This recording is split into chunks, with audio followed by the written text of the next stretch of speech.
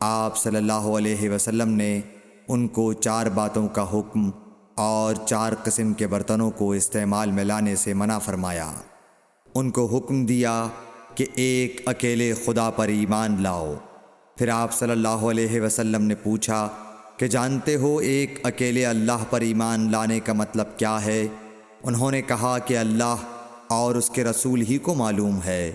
آپ نے فرمایا کہ اس بات کی گواہی دینا کہ اللہ کے سوا کوئی معبود نہیں، اور یہ حضرت محمد صلی اللہ علیہ وسلم اس کے سچے رسول ہیں، اور نماز قائم کرنا اور زکوٰۃ ادا کرنا اور رمضان کے روزے رکھنا اور مال غنیمت سے جو ملے اس کا 5واں حصہ مسلمانوں کے بیت المال میں داخل کرنا، اور 4 برتنوں کے استعمال سے آپ صلی اللہ علیہ وسلم نے ان کو منع فرمایا۔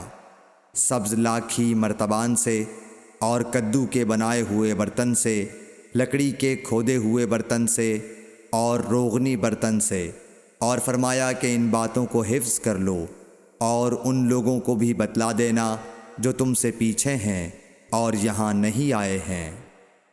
صحیح بخاری حدیث نمبر 53۔